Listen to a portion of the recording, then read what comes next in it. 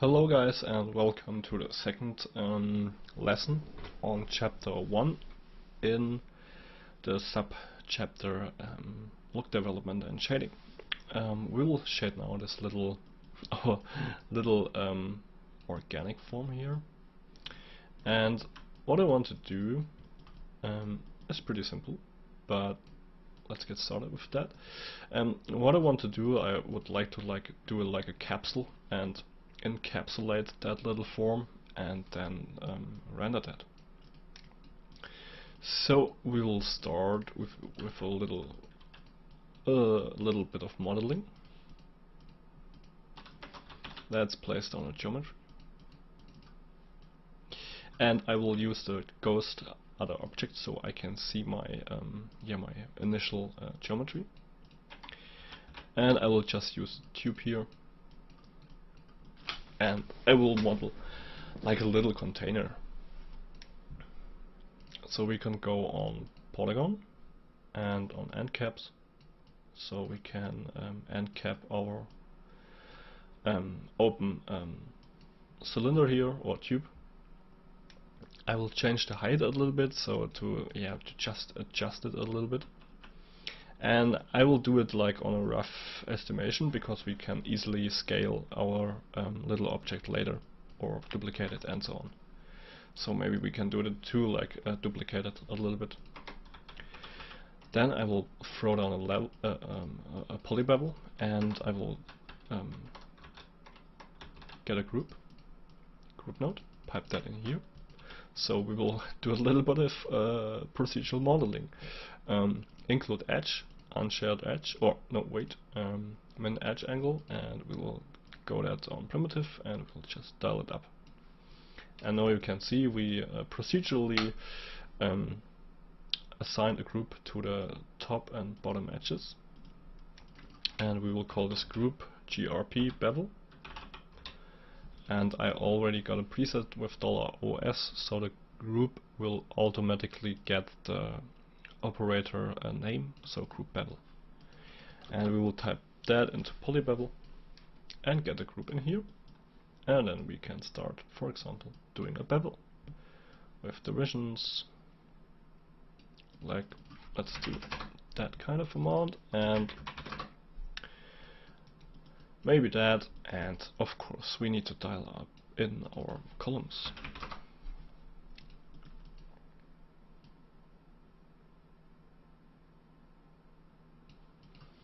And I will change the radius scale a little bit. That should work pretty okay-ish. So like that. Cool. And now we need to extrude it to give it a little bit of thickness. 0.01 and output back. Cool. So we really simply modeled a little capsule here, and I will place a null and call this out maybe container.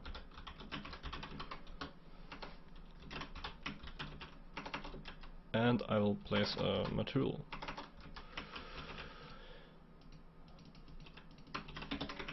RS mats. Cool. I will dive in here, make a new material. I will just simply copy the background and call it container.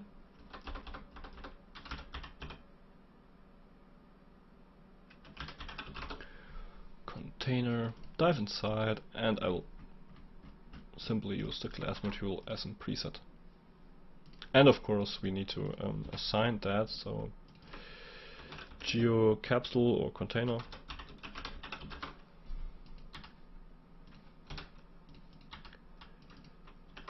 and I will assign that to the container material. So now I will just turn off the lights, and I will use a dome light for now, and a really simple HDRI file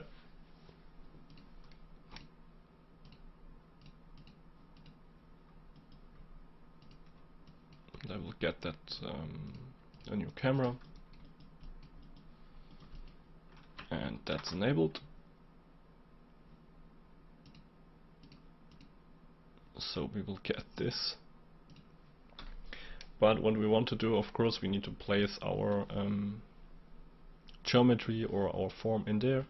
But also that looks pretty cool if you do like clipping with glass. Keep that in mind, looks pretty cool. And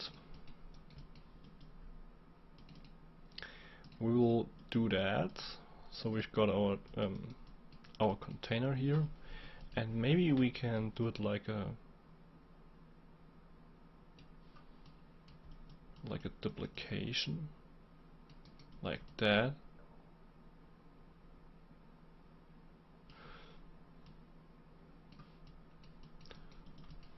And then we will rearrange our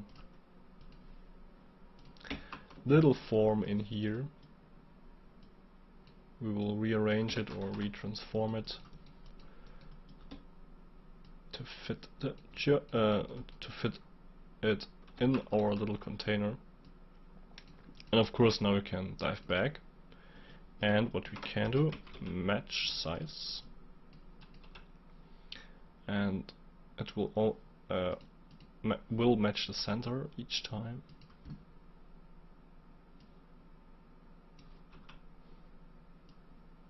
So I'll go a little bit smaller, maybe something like that.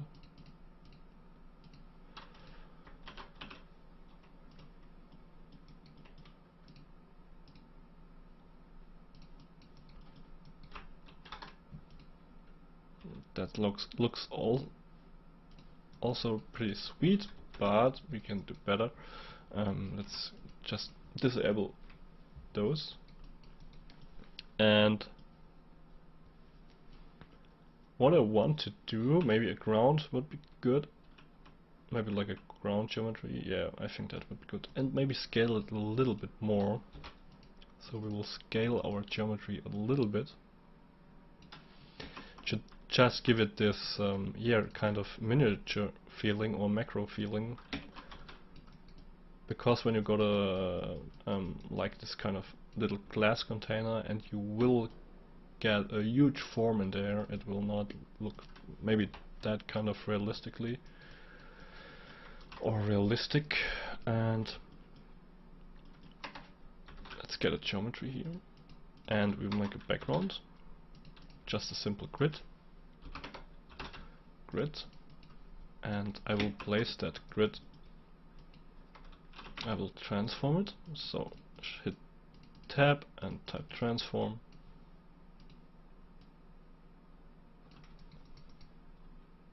and just roughly align it, and of course material and a null, and I will call that RS out ground, and oh I deleted it, RS wait, material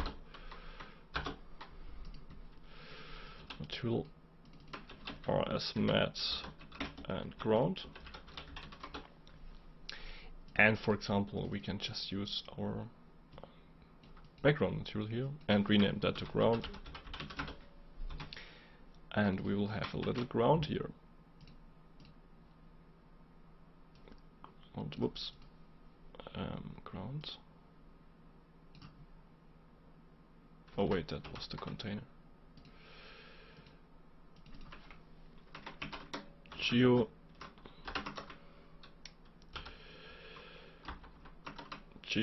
underscore round.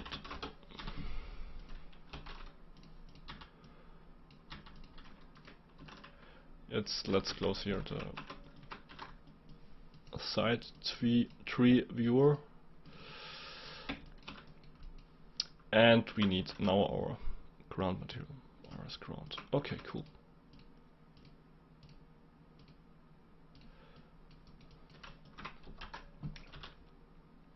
And now you can of course decide if you want to lay it maybe flat.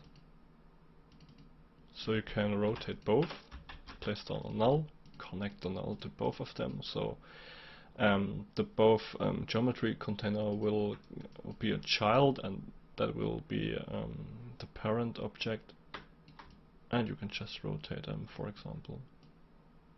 And of course you can make it much more complex, but that's of course for demonstration purposes and for a little bit of look development. So now I want to use a longer focal length, like an 85, to get a more, like a more compressed look. And you can already see it looks pretty sweet, but we need to get our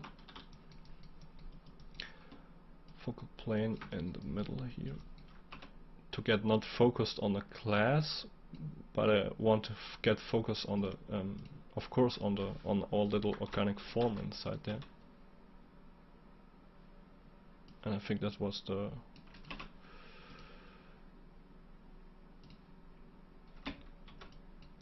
should be the right camera. Yeah.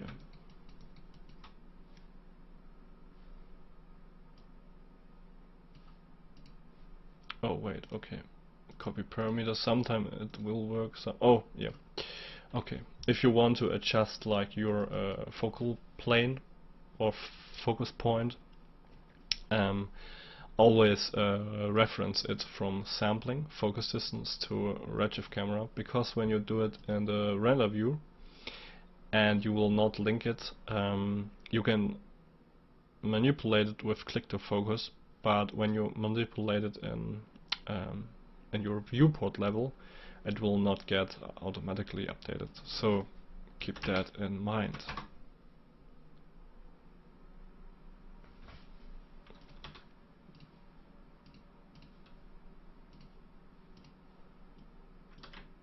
So now we got our little form here.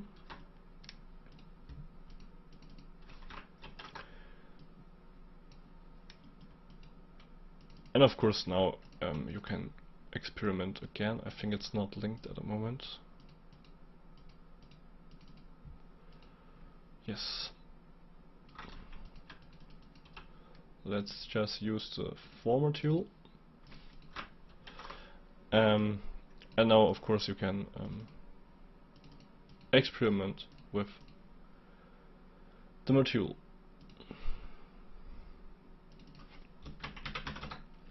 And I think what will look here pretty cool is like a kind of subsurface material, so you can try that out. For example, the example from the last few seconds in the last kind of look dev lesson. So you can use, for example, something like that.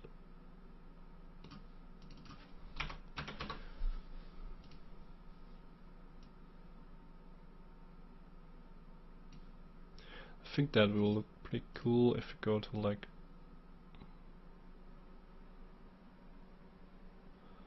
if you get like this kind of bluish material, and of course then the ground will do neutral, so in a maybe in a white.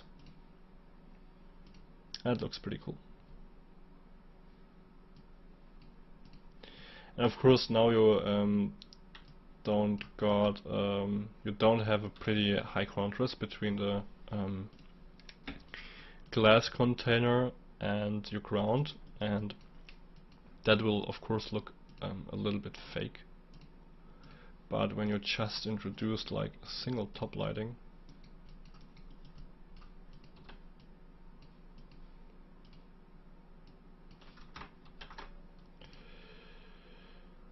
that should work a little bit better.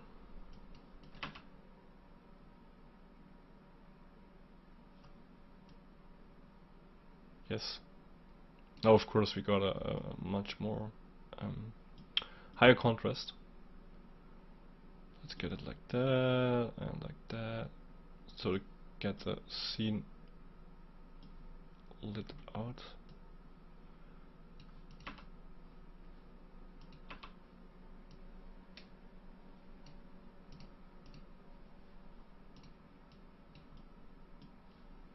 And the light is in the way, so check the visible marker.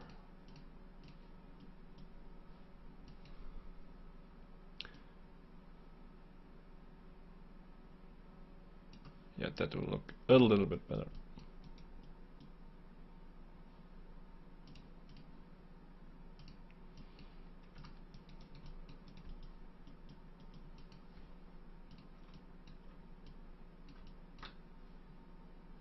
Yes, that will look much better. And of course now maybe the container or the glass container is a little bit too thick, so make it maybe a little bit slimmer. So adjust the tube, adjust the radius here.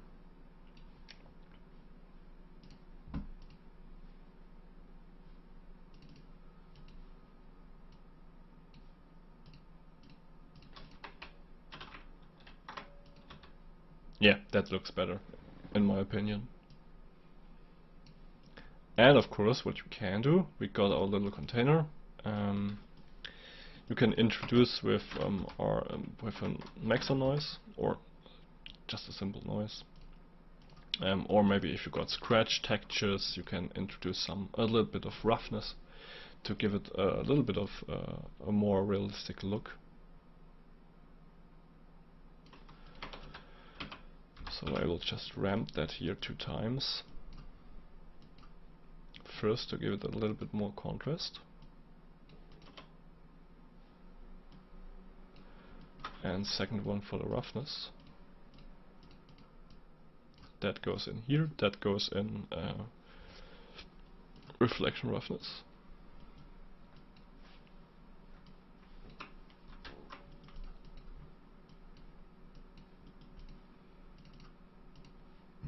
And now of course fully white is fully rough, so basically a roughness value of 0. But when you dial it both down a little bit, so for example 2.33 and for example 0, you will get these little imperfections that will look pretty cool.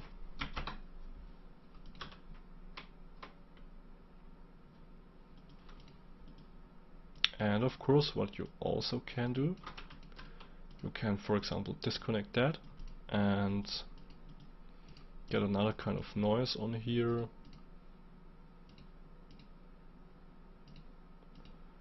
What's a good noise for that? Maybe the over noise. And what we will do, we will composite both noises. So for example the Luca noise, let's make it a little bit bigger and play with the offset, maybe like that. Make it a little bit more harsh or more contrasty, maybe like that. And now we can composite both of them. For example, we can use multiply, or we can use subtract, for example. And then you can pipe that into a bump input. And of course we need a material. And of course it's it's way too high, and we can dial that down to 0.01 to give it a little bit of imperfection.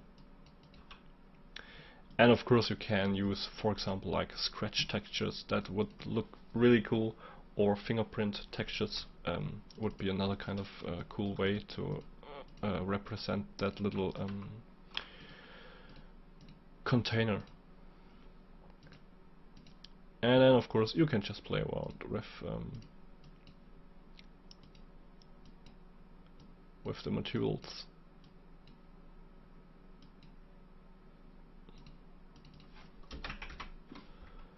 0.35 on roughness. Another cool thing is what you can do with those kind of geometries that we created is to get a bend or twist. Get a twist, pipe it in there, and then get a capture region roughly, and then you can twist the whole thing. And you will get really cool organic shapes too. So twist is a really cool way to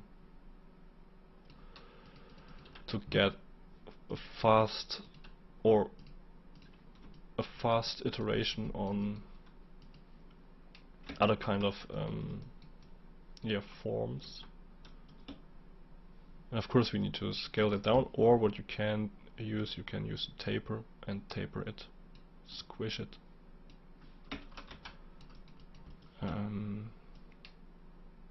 That would be right here, so we will squish it like that, and then we can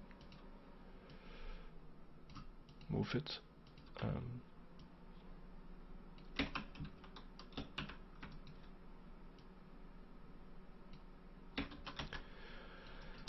to the center, so that's off, so that looks pretty good. And you will get something like this. So again, the limit is your imagination. Container, and dial it down here a little bit, that's way too high. Yeah, so that was basically the lesson 2, and I will see you in lesson 2 from shading and look development, and maybe some a little bit of procedural modeling and polygonal geometry manipulation with the band, so try that out, that's pretty cool. And that was basically the lesson 2 of chapter 1, subcategory look development, and I will see you in the next main chapter. Hello guys, and welcome to another look development. I mentioned it in the last, or I think in the first few lessons. We will create a simple line rendering with the smoke. So currently we've got our shape here, and what we can do, we can go back to our initial smoke simulation and let that simulate a little bit. And after that, what we can do, we can get the scatter and the volume trail, and we will need to top import on the top import field. We need to import the field density. We need to import vel for the velocity field, and now we will get something like that. And now we can play, for example, with the distance, for example. And now we can render that out. So that will also look pretty cool. So I will place a null here and call it out, maybe lines. Okay, CD and P. So we will not use that, we will only use that one here. I will just deconnect that from the null here. And what we now can do on the redshift obj, set it up as strands, so render object as strands, go to cylinder, and I will disable the maximum tessellation subdivisions, and I will scale it down a little bit. So global scale multiplier, I will set it to 0.01, and we will need a camera. I will just use that camera over here.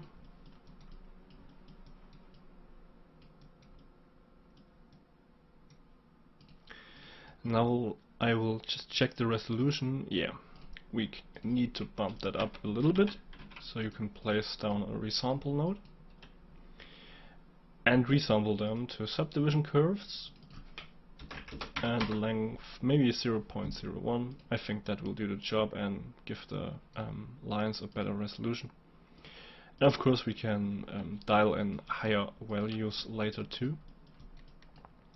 And what I want to check now is the sampling on the sampling camera tab. Did I copy it? Nope. Let's just copy parameter, paste relative reference to the focus distance, and I will get that back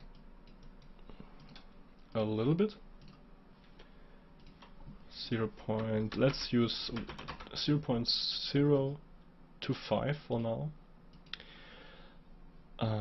we will just get our slide dome for lighting setup, and we can create another material. So RS material builder, RS lines, and we will need to link it on the top level. So just paste it in here, the path, or select it, or you can use the tree viewer with Shift W and just drag and drop it, and it will get the relative path. And for example, we can now then start our Redshift render window. And you can see the lines, and of course you can also see the background, so I will disable the background for now. And you can see we we already get here a good result. But what we can do now, bump up just the particles. Be aware, the scatter node is not that fast with scattering into a kind of density. You can then use, for example, if you want to use more points, you can use the points from volume, for example. That's way faster. But let's just use the scatter node, introduce some more points here.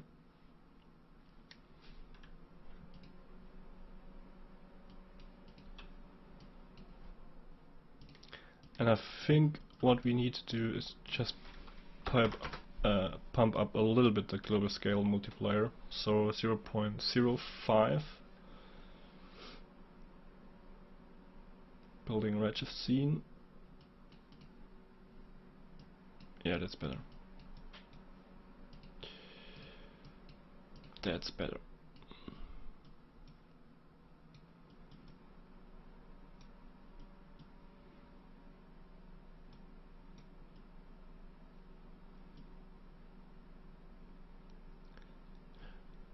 And now you can see we already get a good result here. And of course you can play with the shading. So what you can do, currently we got a CD on here, so the color we can place down as color lookup. And I will just refresh the Redshift render here quickly, and you can see we'll then inherit or basically transfer the color to our Redshift render. And we can do, for example, something like that, or we can ramp the color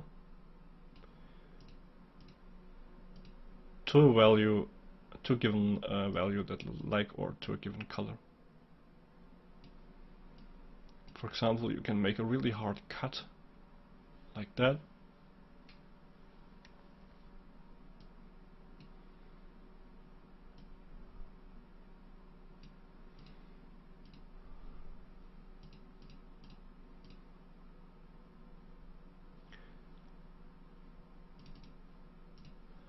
And of course, that's fully up to you how you will shade this.